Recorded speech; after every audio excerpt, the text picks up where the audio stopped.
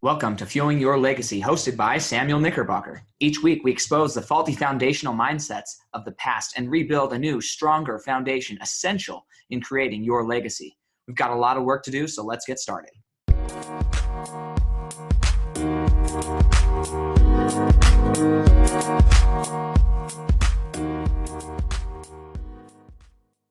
Welcome back, and first order of business today is the acknowledgement and recognition of a few guests who had posted my podcast on social media. So one is Rex Knickerbocker, my brother. Thank you so much for sharing that, and I really appreciate it. Hopefully other people are able to see that and benefit from the information there. We're going to jump right in today. Today I want to talk about emotional mastery and how that specifically is linked to creating a legacy that you want. I'm going to draw on some experiences that I gained while I was doing summer sales when I was 18 and then 21, 22, 23. I did summer sales multiple years in a row. And the thing that I found created the most success for me and gave me the most success in life was being able to master my emotions. Now, we say that and we wonder, well, what does that actually mean and how does it apply? I want to talk about really inside of us, we all have different things that we want out of life. And I don't think that there's one thing that somebody wants more than, I think the desire for something is really what we all have. And when it comes to emotional mastery, we attach an emotion to our desires. We also attach an emotion to the lack of achieving what we want. And when we are coming up against rejection and things, then that emotional reaction, we actually feel like we're not going to achieve what we're actually trying to achieve. And then we get lost in this cycle. And so we have to learn to actually master those emotions, not have an attraction to one or the other. I had one gentleman explain it to me like this. He said, from a physiological or an energetic level, we have positive and negative energy. And when you're going out and approaching your goals, if you're constantly thinking in fear and thinking, what if I don't get this? That's an emotion. Well, that emotion isn't not just a thought, but it's actually an energy that we're projecting. Now, if we come with a negative emotion, then a lot of times we're going to be repelling everything that we actually want. And so, and same thing, if we come with a positive emotion and we're meeting our goal, sometimes that can not always do exactly what we want. So a neutral is what I found to be helpful. If you have something neutral, you don't really care whether the outcome is good or bad as much, and it doesn't affect you emotionally. Obviously, you have your goals. Obviously, you have your desires, but the emotional aspect is what you have to think about. Do I really, what meaning am I attaching to the outcome of this? And I would suggest that a good rule of thumb is don't attach too much meaning to the outcome other than be positive that you actually had an outcome. And the worst thing that you can experience in life is kind of a lukewarm result, and not a yes and not a no, but just kind of a bleh. And in my life, especially during summer sales, often you'd be going and talking to people door after door after door after door after door. And sometimes just nobody would answer. You get all excited. You're like, yes, this is going to work. And then nobody answers. Or somebody answers and they're super rude to you. Or somebody answers and they're super nice to you, but just completely not interested. Or somebody answers and they're really nice and they're super interested. And you're like, man, what did I even do? The problem is if you're so excited about having those super excited and answers, if you're too excited about that, then when you go talk to the next person, you're no longer relatable to that person who maybe isn't on the same wavelength or level or energy level as you. And so you have to first go in to a situation, assess the energy level, attach from a negative perspective, find out what the energy level is so you're not repelling nor attracting the wrong thing, identify what that energy is. Once you're like a magnet and you're attached to that person emotionally and energetically, then you have to be conscious enough to actually guide that conversation, the emotion, the energy level into the place where you want it.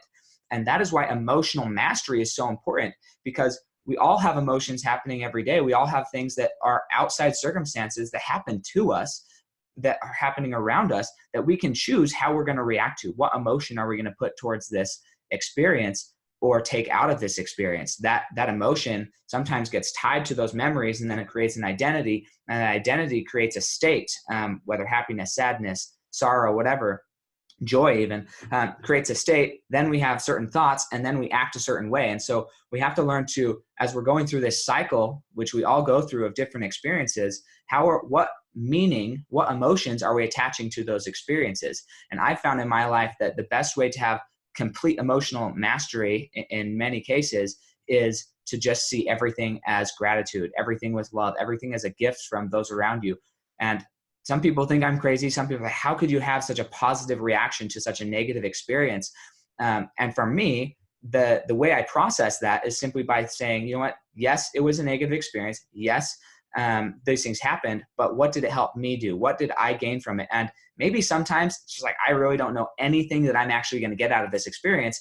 And so once I've decided that I don't know what I'm supposed to get out of this, I start to think, okay, well, now I've experienced this. What in the future could I then give to somebody else? How could I lead somebody else through this experience now that I've been through it? And so then I start thinking outwardly and thinking, how can I bless the lives of those around me? And that, again, it changes my state and doesn't attach necessary meaning to the experience, but to, hey, I had this experience. That's fantastic. That's always a good thing that I get to experience life. Now what's next? How can I use this to better the lives of those around me? And when you're creating a legacy, at least for myself, one of the main purposes of this podcast and these Facebook videos is to help you really understand, hey, look, this is where I'm at right now. This is how much impact, this is how much influence I'm having on those around me. And I would like to have maybe a little bit more impact. I'd like to have a greater impact for the good, for the positive. And as a result of that, I need a way to actually influence and impact people. And that's what my legacy is what I'm helping people coaching them through is creating their meaningful legacy. That's going to look different for every individual, every person, because they all have different likes and interests and things that we're passionate about. We've all had different experiences that we can then go help coach other people through those experiences. Mine, I come from I would say a fairly unique situation with my family situation. I'm the 7th of 11 kids, grew up in somewhat level of poverty, not nearly what some people in other countries go through or even in our own country, but from my childhood, it felt like poverty. And so I have certain experiences in how I overcame that. I've had family members who are ill. I've had different things in my own life, different trials, different addictions, things that I've had to work through. And so I have a certain unique perspective on my circumstances, and I want to help other people who can overcome those things. So if you are in a position where you are not sure about your family situation, maybe you have a lot of negative influences around you and you're not sure how to react, well, I'd love to talk to you. Maybe if you're going through some sort of addiction, love to talk to you. Doesn't really matter what your experience is. I'd love to sit down and at least have a discovery session and see if there's any way that my experiences can help you. And I promise you, if I can't help you, I'm going to be the first one to say, look, this is way out of my league. I don't know. That's a rough experience. Here are the principles that I believe are true across the whole world and that you can experience no matter what your experience is, no matter what your story is. I think that certain principles apply in every situation, but there are definitely some people who have had much more severe, drastic situations than I've ever experienced. And there's a certain level of relating that I just don't know how to do with those individuals. But what I can say is that the principles that have helped me in my life, the pillars of building a legacy, those are able to be accomplished by anybody. And we can get our mind in the right thought patterns. And that's what I'm confident about, that I can help you get into a right thought pattern to help you achieve and overcome any trials, any circumstances in your life, master those emotions so then you can go and understand and process those emotions and then go and free other people and go and help other people process their emotions. And so what I'm doing is helping you through the podcast, through these videos, and through meeting with me, help you overcome your emotions or your experiences that in your mind are currently limiting you or holding you back because of a negative experience, shifting the meaning or shifting the thought process around those experiences into a positive one so then you can go out and create a meaningful legacy for those around you in your sphere of influence. And that's what I'm passionate about. I just love it. But I think that it really does start a lot of it with emotional mastery. Just one quick last story. There was a period where in this business, I had some people who didn't really like what had happened. And so they were threatening me. And I had one leader who was really backing me up. But I tried not to share too much with my wife because she is a fiercely loyal person. And I love that about her. But also with that comes a lot of emotion. And so I tried not to share too much, but when she finally found out everything, she's like, how are you still calm about this? How are you not just livid about your experience? And the truth is, because I've learned to master those emotions, I don't get super worked up about certain experiences.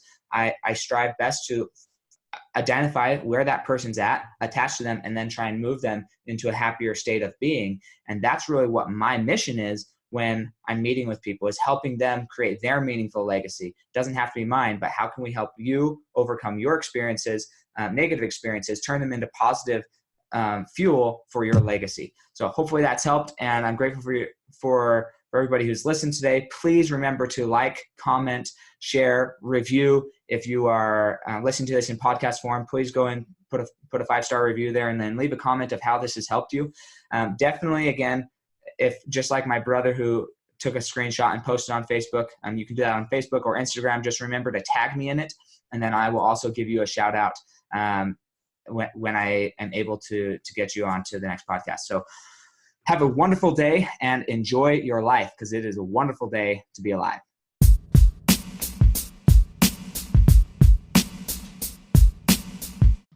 Thanks for joining us today. If what you heard resonated with you, please like, comment, and share on social media. Tag me so I can give you a shout out on the next episode.